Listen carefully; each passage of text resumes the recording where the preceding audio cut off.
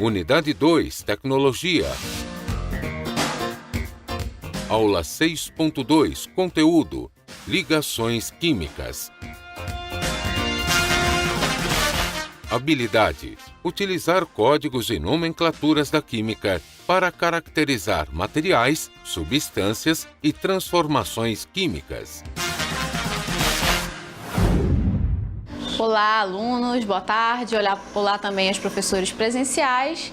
Agora a gente vai para o nosso segundo momento da aula de hoje, entrando em um novo assunto, tá? Essa segunda unidade, ela é cheia de informações, né? A gente vai falar um pouco sobre as ligações químicas e essa parte da tabela periódica que a professora Darlinda aí trouxe para vocês na primeira aula de hoje, né? Ela vai ser super importante para que a gente consiga compreender sobre essas ligações. Só que antes disso, nós vamos para a revisão.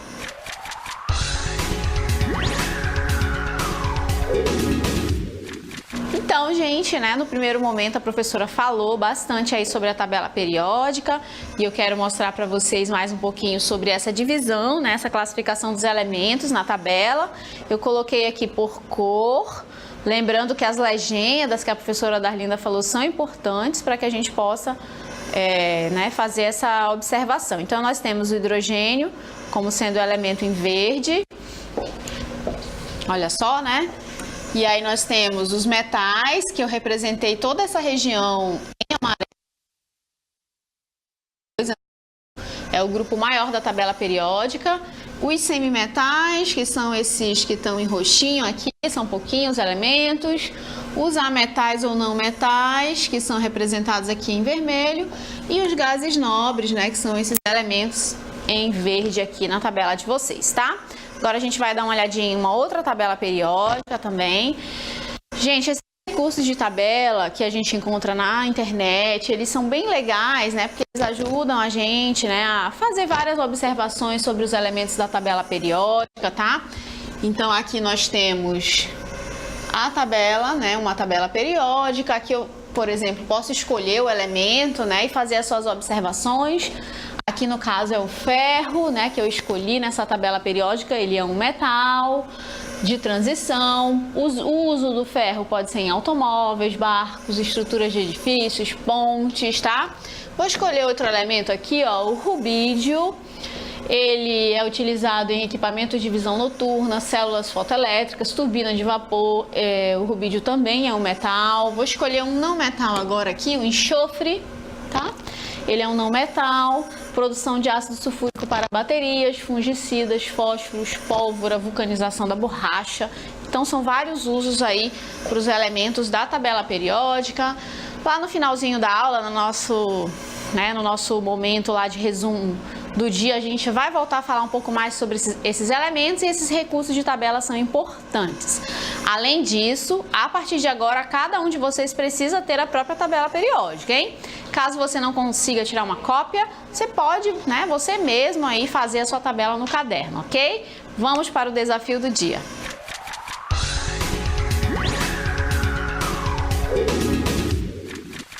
Bom, gente, então o desafio de hoje, né, ele traz essas 3 imagens que vocês estão visualizando aí.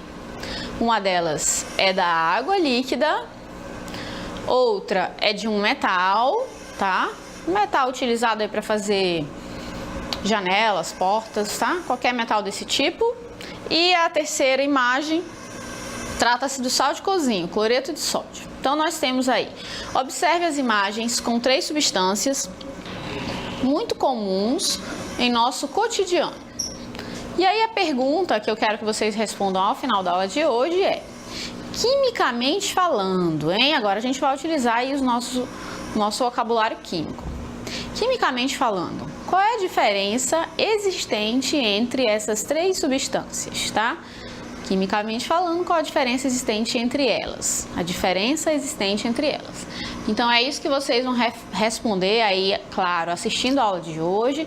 Vocês vão perceber que, fisicamente, lógico, elas são bem diferentes, né? A gente consegue perceber a diferença aí. Se eu perguntasse aí, vocês já diriam que uma é líquida, a outra é sólida, a outra é sólida, mas está representada na forma de pó. Uma é branca, a outra é incolor. Aí vocês poderiam citar várias diferenças existentes entre elas, mas eu quero que vocês respondam quimicamente. O que a gente consegue observar de diferente entre essas três substâncias, tá bom, gente? Então, no finalzinho da aula, lá na nossa interatividade final, eu quero a resposta dessa pergunta. E agora a gente vai falar um pouquinho sobre as ligações químicas existentes entre as substâncias. Vamos dar uma olhadinha na aula de hoje.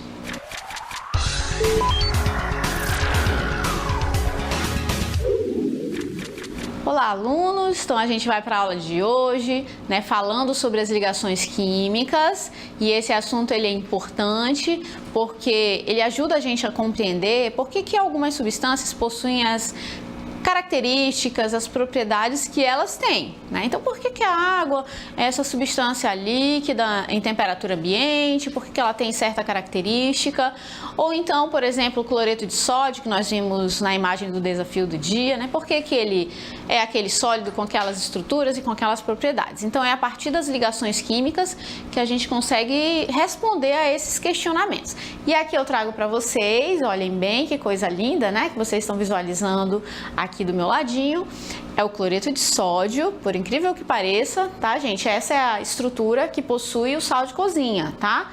O NaCl. Se vocês conseguem observar aqui nessa estrutura, a gente consegue visualizar o sódio, né, que é o Na, que está representado aqui em azul, com uma esfera menor, né?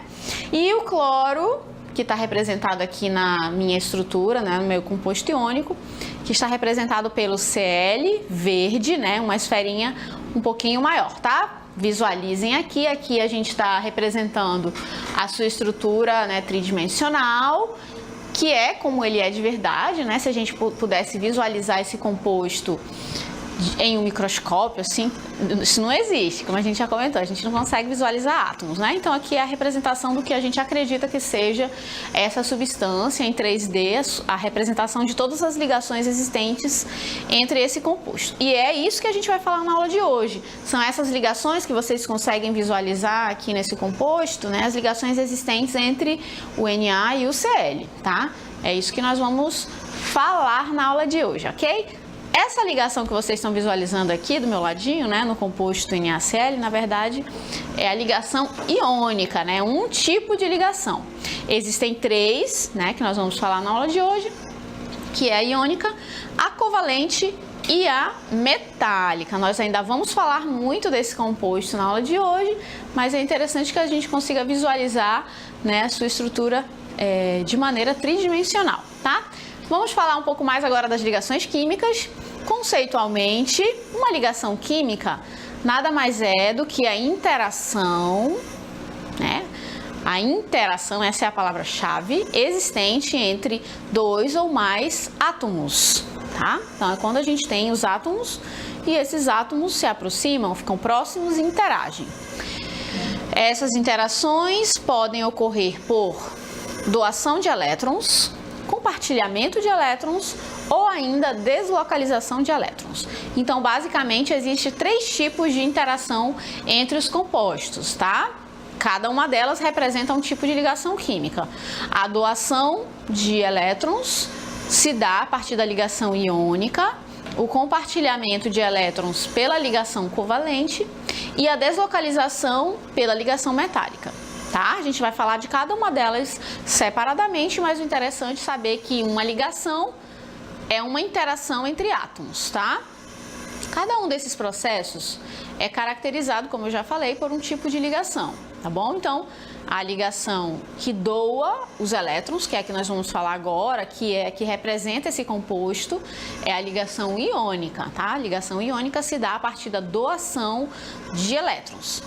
A ligação onde ocorre o compartilhamento de elétrons, né, é a ligação covalente, é um outro tipo que a gente vai falar mais lá na frente na aula. E a deslocalização dos elétrons se dá a partir da ligação metálica, tá? Agora a gente vai começar falando desse composto, né, iônico, que a gente chama de composto iônico, que é o cloreto de sódio, a partir da ligação iônica. Vamos lá falar da ligação iônica, que ela é aquele tipo que a gente também chama de ligação eletrovalente, onde ela ocorre entre íons positivos, que nós chamamos de cátions, tá? Anota aí termo, que ele vai ser muito importante na aula de hoje, tá? Então, o que é um cátion, professora? É um íon positivo, tá? E a outra região da ligação iônica são os íons negativos, que são chamados de ânions. Anota aí no caderno também, hein? O que é um ânion? Um ânion é um íon negativo, ok? Em razão da força de atração eletrostática que existe entre eles. Então, gente, a ligação iônica, na verdade, ela se dá através de uma força que vai unir os átomos. Só que agora esses átomos são íons, né? Positivos e negativos. Lembram-se daquelas frases que provavelmente vocês já devem ter ouvido falar, né? Os opostos se atraem? Isso é verdade. No caso da química, o positivo e o negativo, o cátion e o ânion, se atraem. E aí essa força, né? Essa força que a gente chama aqui de ligação, faz com que esses íons fiquem juntos, tá? Eles ficam próximos uns dos outros, tá bom? A gente vai dar uma olhadinha agora no cloreto, novamente, aqui na imagem dele, na sua estrutura tridimensional, olhem aqui, né? Então, se vocês observarem, o Na, né, que é o sódio, aqui está representado com o positivo, tá? Estão vendo? Na+, né? Então, essa é a representação do cátion. E esse cátion se une, se liga ao Cl-, tá? Se vocês observarem aqui, o cloro, que está representado com as bolinhas verdes, né? Ele está negativo. E eles se juntam, o Na e o Cl se aproximam, porque um é positivo e outro é negativo. Tem uma força que faz com que eles permaneçam unidos. E essa força que faz com que eles permaneçam unidos nós chamamos de ligação química. Tá bom? No caso da ligação iônica e dos compostos do tipo cloreto de sódio, essa força, gente, é a maior de todas, vamos dizer assim. Das três ligações, a iônica, a covalente e a metálica, a ligação iônica, que é essa que a gente está visualizando aqui no cloreto de sódio, é a ligação mais forte que existe nos compostos, tá? Dificilmente a gente consegue quebrar as ligações existentes aqui nesse composto, tá? São compostos que têm uma grande força eletrostática, né, sendo exercida ali para a união desses compostos. A covalente já é uma ligação mais fraca e a metálica também. Vamos olhar agora o exemplo do cloreto de sódio, como eu havia falado com vocês, né? Vai ser o nosso exemplo para a ligação iônica, que é a ligação, no caso aí, para a formação do composto iônico cloreto de sódio, que é esse formado pelo Na, que é o sódio, e o Cl, que é o cloro. Então, eles representam a união entre átomos estabelecidas por pares de elétrons, tá? Então, toda ligação química, ela se dá a partir de pares de elétrons. Elas ocorrem somente com átomos que têm tendência de ganhar elétrons, tá? Então, a ligação que vocês estão observando aqui, né, entre o Na e o Cl, se vocês estão observando a imagem bonitinha ali, né, o átomo de sódio está sendo representado aí por essa esfera vermelha e essas esferas azuis. Se vocês observarem, tem uma setinha, tá, bem bonitinha ali, que está representando o quê? Que aquele elétron, tá, que é aquela bolinha verde da camada mais externa, ele vai embora, ele vai sair do sódio, tá? Ele vai ser deslocado, ele vai ser doado para o átomo de cloro, tá? No caso aí, gente, o sódio, que é um elemento da família 1, tem grande tendência a perder elétrons, tá? E o cloro, que é da família 7, nós acabamos de falar sobre essas questões de família durante a primeira aula de hoje, ele tem grande tendência a receber os elétrons, tá bom? Então, para que ocorra uma ligação iônica, necessariamente a gente precisa ter um elemento que doe elétrons e outro elemento que receba esses elétrons, tá ok? Bom, agora a gente vai ver um vídeo, tá? Uma animação bem legal que ela fala um pouco mais aí, né, sobre a ligação iônica e as suas características. Vamos dar uma olhadinha no vídeo.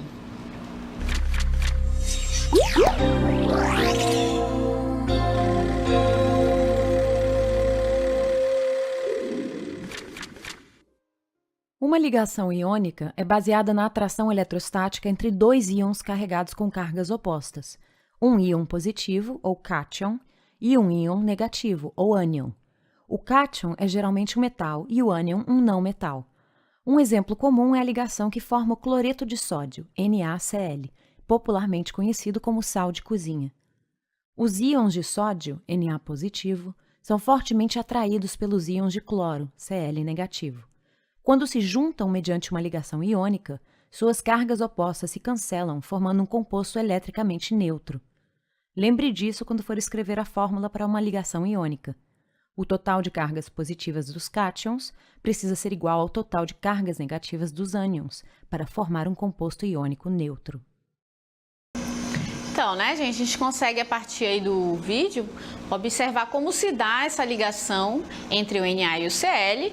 E lembrando, né, só para a gente reforçar que na ligação iônica, ela só vai ocorrer se nós tivermos um elemento que tem grande tendência a doar elétrons, da família 1, 2 e 3 da tabela periódica, e um outro elemento que tem a grande tendência a receber esse elétron, que pode ser um elemento da família 5, 6 ou 7 da tabela periódica, tá bom? Agora a gente vai falar um pouco da ligação covalente, e aí eu trago para vocês a tabela periódica para a gente poder perceber algumas coisas que são importantes, tá? Então, a ligação covalente, ela pode ocorrer entre os seguintes elementos da tabela periódica. Eu vou grifar aqui esses elementos para vocês, tá bom? Então, o primeiro deles é o hidrogênio. Tá? Então, um elemento que faz ligação do tipo covalente, tá? Quase que exclusivamente. Então, o hidrogênio. Outros elementos que fazem ligação covalente são os ametais. Então, eu vou grifar aqui, tá? Esses elementos aqui em verde são os elementos, né, que a gente classifica como ametais ou não metais. Eles também fazem ligação covalente. E também os semimetais, que eu já até grifei aí, né, junto, ametais e semimetais. Estão todos grifados, todos esses em verde, tá bom? Então, esses são o grupo de elementos da tabela periódica que faz ligação do tipo covalente, tá bom? Anotem aí na tabelinha de vocês. Aí, vocês podem perguntar, professora, mas quem faz ligação, então, iônica? Vou até mudar de cor aqui para eu marcar só os que fazem ligação iônica. Iônica, esses elementos aqui, metais alcalinos e alcalinos terrosos, né, que a professora Darlina comentou com vocês. Esses aqui também fazem iônica, ó, que são os elementos da família 3, tá? E esses elementos dessa região da tabela também fazem ligação iônica. Então, aqueles elementos ali do finalzinho da tabela, eles podem fazer tanto ligação covalente quanto iônica, perceberam? Aí pode alguém perguntar assim, professora, os gases nobres, o que eles fazem de ligação? Nada. Os gases nobres, né, são elementos que não precisam de nenhuma ligação química para existir na natureza, tá? Eles são elementos que, o próprio nome já diz, são nobres, né? Eles não precisam fazer ligação com nenhum outro elemento para existir na natureza. Eles sozinhos, né, eles já são, vamos considerar assim, autossuficientes, né? Eles são estáveis. Tá? Eles não precisam se ligar a outros elementos para adquirir estabilidade. Vou continuar falando agora de exemplos de ligação covalente, e aí eu trago para vocês as moléculas monoatômicas, tá?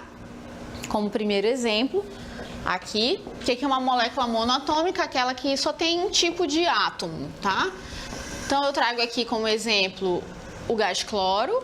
Vocês perceberam aqui, o gás cloro tem 7 elétrons na camada de valência, e aí ele só precisa de um, né, para adquirir estabilidade. Então, ele só faz uma ligação química, tá? Essa ligação está sendo representada aqui, já que na ligação covalente ocorre o compartilhamento, ó. Lembram-se da compartilhar? O que quer dizer compartilhar, professora? O elétron que é de um também é do outro, tá? não ocorre aquela doação que eu falei da ligação iônica. Doar é iônica, compartilhar é covalente.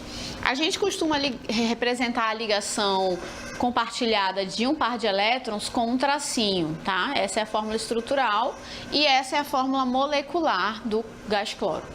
Já no caso do gás oxigênio, como o oxigênio da família 6, ele precisa fazer duas ligações. Então, ele vai compartilhar dois pares de elétrons, ó, 1, 2, tá? Como são dois pares, eu costumo representar com dois tracinhos, olha só. E aí, a fórmula molecular é O2. Vamos a mais exemplos de moléculas monoatômicas.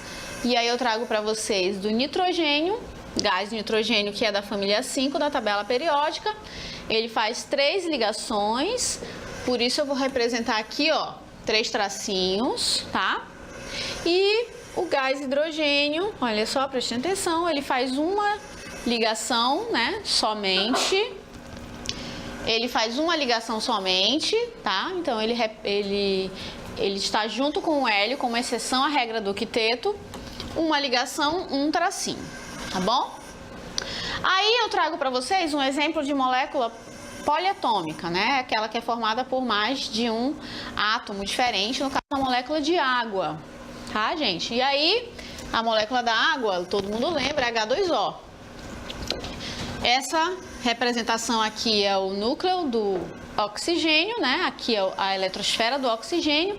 E se vocês observarem, esse é o elétron que está sendo compartilhado, né? Pelo hidrogênio e o oxigênio, tá? Como são dois hidrogênios, então nós temos 2 elétrons sendo compartilhados nessa representação, tá? Então aqui é a estrutura, né? A fórmula estrutural. Essa daqui é a estrutura que a gente chama de Lewis, né? Que é quando a gente representa os elétrons com as bolinhas e tudo mais. A fórmula estrutural da água seria essa, o oxigênio como átomo central e os hidrogênios fazendo ligação, tá? Essa é a fórmula que a gente chama de estrutural. E essa que vocês viram aqui, né? É a fórmula que a gente chama de molecular. Fórmula molecular da água, tá bom? Então é essa a representação que nós temos aí como fórmula molecular da água. Vamos agora também dar uma olhadinha no vídeo, tá? Que ele fala sobre as ligações covalentes, tá? Suas características, suas estruturas, suas propriedades, né? Como é que a gente representa esse tipo de molécula, porque no caso dos compostos formados a partir de ligação covalente, a gente costuma chamar de moléculas. Para compostos como esse que vocês estão vendo aqui, né, o cloreto de sódio, a gente não pode chamar de molécula, né? A gente chama de composto iônico, tá? Já que ele é formado a partir de ligação iônica, tá? Vamos ver o vídeo.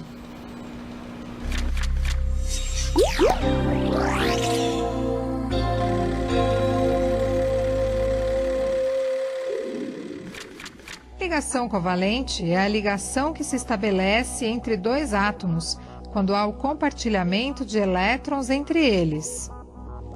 Este compartilhamento se dá entre 2 átomos fortes, ou seja, de grande eletronegatividade. Ao serem colocados juntos, cada um dos átomos perde e recaptura um elétron do outro sucessivamente. Desta forma, um par de elétrons acaba orbitando os 2 núcleos, estabelecendo a ligação covalente, resultando em uma molécula como, por exemplo, a água, que é composta pelos átomos de hidrogênio e oxigênio. O átomo de hidrogênio possui um único próton e um elétron em sua camada de valência, e precisa de mais um elétron para completar sua única camada. O átomo de oxigênio possui 8 nêutrons, 8 prótons e 8 elétrons, sendo 2 na primeira camada e 6 na camada de valência, precisando, portanto, de mais 2 para completar sua segunda camada. Quando juntos, os átomos estabelecem uma ligação covalente, compartilhando um par de elétrons. O átomo de oxigênio possui agora 7 elétrons em sua camada de valência, e precisa de mais um para atingir sua condição estável. A estabilidade é atingida através de uma segunda ligação covalente com outro átomo de hidrogênio, formando uma molécula de água.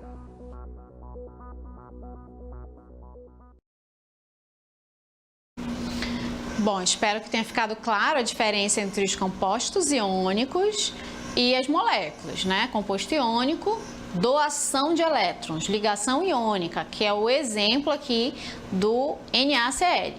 Já no caso, a molécula, né, os compostos covalentes, compartilhamento de elétrons. O exemplo, a água, tá? Agora nós vamos para as ligações metálicas. Vamos ao conceito. Olha só, a grande maioria dos metais já identificados possui propriedades físico-químicas bem semelhantes. Então, quais são essas propriedades? Facilidade em perder elétrons, elevados pontos de fusão e ebulição e boa condutividade elétrica e térmica e também o brilho característico, tá? Essas são as principais propriedades dos compostos metálicos. Vamos continuar falando aí desses compostos, onde boa parte dessas propriedades são fruto da interação entre os átomos da rede cristalina, que compõem o metal. Se vocês estão vendo essa imagem aí, essa é o que a gente chama de rede cristalina dos metais.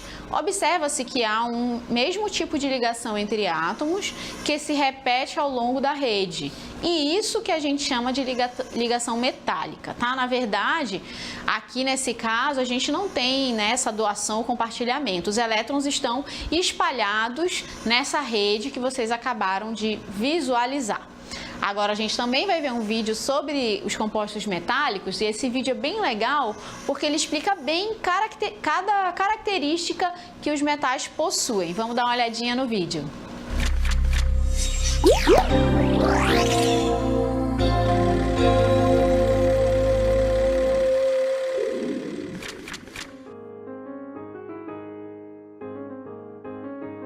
Metais são brilhantes, maleáveis, dúcteis e excelentes condutores térmicos e elétricos. A estrutura dos metais e a natureza das ligações metálicas explica, em parte, essas categorias típicas. Metais são compostos por íons positivos ou cátions estreitamente unidos em sólidos cristalinos. Os cátions estão rodeados por um mar de elétrons móveis. Estes elétrons de valência estão livres para distanciar-se dos seus átomos de origem. Quando um elétron se afasta devido à atração eletrostática entre os cátions e os elétrons, um outro se move para ocupar o seu lugar. Esta é a natureza das ligações metálicas, o que mantém o metal unido. A alta mobilidade do mar de elétrons é responsável pelo brilho do metal. Fótons de luz são absorvidos com mais facilidade por elétrons livres, que conseguem facilmente saltar até um nível de energia mais elevado. Assim, quando caem novamente de nível, a energia é reemitida como luz. A cor do metal é definida pelo comprimento da onda da luz que é reemitida. A mobilidade dos elétrons é também responsável pela capacidade dos metais de conduzirem calor e eletricidade. Quando se aquece um metal, os elétrons livres rapidamente começam a vibrar. Um aumento de energia cinética significa um aumento de temperatura. Quando se aplica uma corrente elétrica sobre o metal, elétrons entram por um lado, provocando repulsão e gerando movimento no mar de elétrons, e a quantidade de elétrons que sai do metal é a mesma que entra. A maleabilidade dos metais também é explicada pela mobilidade do mar de elétrons. Se batermos com um martelo no cristal iônico, ele vai se estilhaçar. Isso acontece porque a força aplicada empurra os íons de cargas iguais para se juntarem. Eles então se repelem e acabam quebrando o cristal. Em contraste, se você bater em um metal com um martelo, ele não se quebra, só amassa. Metais têm a capacidade de se deformar em resposta a uma força aplicada. O mar de elétrons protege os cátions uns dos outros, prevenindo assim a repulsão entre eles e fazendo com que o metal possa mudar de forma. O metal mais maleável é o ouro. Uma propriedade similar à maleabilidade do metal é a capacidade dele ser puxado em longos fios sem se quebrar. Chamamos isso de ductilidade. Ligações iônicas não são dúcteis pela mesma razão que, em geral, não são maleáveis. Se uma ligação iônica fosse moldada na forma de um cilindro, ela quebraria por conta da repulsão dos íons similares. Em contraste, o metal poderia ser moldado em cilindro porque os cátions podem se alinhar, protegidos uns dos outros, enquanto o mar de elétrons os envolve. O metal mais dúctil é a platina. Então, aí no vídeo a gente conseguiu, né, perceber essas principais propriedades, como a maleabilidade, a ductibilidade, a questão do brilho. E também foi interessante que a gente conseguiu ver a diferença que ocorre dos metais, né, dos compostos metálicos, para os outros tipos de compostos, como no caso os iônicos. Compostos metálicos são formados basicamente a partir de metais, tá? Então, aquela região da tabela periódica que nós classificamos como os metais, tá bom, gente? Então, vamos para a nossa primeira interatividade, nosso primeiro desafio, quer dizer, né? Então, leia a tira a seguir e responda a questão proposta, né? Então, aí uma tirinha, então, na sala de aula. Ei, Suzy, me ajuda a inventar uns nomes científicos para Na, que é o cálcio, né? Opa, desculpa, é o sódio. O Sa é o cálcio. Cl é o cloro. E o S de enxofre, tá? Enquanto a professora não está olhando, aí ela manda ele parar, né? A gente não deve conversar durante a aula. Faz isso sozinho. Tendo uma conversa agradável, senhorita Dex, né? E aí, eu peço que vocês, né, digam os nomes dos elementos citados na tirinha. Então, são o sódio, o cálcio, o cloro e o enxofre. Para quem tem dúvida, todos esses elementos se encontram na tabela periódica. Vamos para o segundo. E o segundo desafio pede para que vocês observem as imagens com as 3 substâncias que são muito comuns em nosso cotidiano. E aí nós temos a água como a primeira imagem, o alumínio e o cloreto de sódio, sódio de cozinha, né? E a pergunta que foi feita é, quimicamente falando, qual a diferença existente entre elas? Como eu falei durante a aula, vocês inicialmente poderiam citar as diferenças físicas, como o estado físico, né? Um deles é sólido, 2 são sólidos, 1 é líquido. A questão da cor, um é branco, o outro é cinza, o outro é transparente. Então, vocês poderiam citar várias características físicas, mas aqui eu queria quimicamente falando. E aí, uma resposta, né, para a aula de hoje seria as ligações existentes entre essas substâncias. Pode voltar lá na imagem das substâncias, né? Então, a água, ela é uma substância formada a partir de ligações do tipo covalentes, tá? Foi o principal exemplo dado hoje na aula sobre covalência foi a água, né? A molécula H2O. O cloreto de sódio, que é esse pozinho branco, o sal de cozinha, que a gente utiliza na alimentação e tudo mais, conservação dos alimentos, ele já é um composto formado a partir de ligação iônica. Foi o principal exemplo também da aula de hoje sobre ligação iônica, foi o NaCl, o cloreto de sódio. E o do meio, o alumínio, é um metal, ou seja, é formado a partir de ligações metálicas. Tá, gente? Então a resposta seria, quimicamente falando, a diferença entre eles são as ligações existentes entre esses compostos. Tá, então a aula de hoje nós falamos aí de tabela, né? Depois falamos de ligações. Amanhã a gente continua já com outro assunto, que são as funções inorgânicas, né, Darlina? Então, gente, a gente não pode perder nem um segundo da aula, senão a gente acaba se enrolando, porque a cada aula a gente sempre tem muito assunto, muita coisa a tratar. Então, nem pensar em faltar na aula de amanhã, tá bom, gente? Então, tchau, até amanhã. Tchau.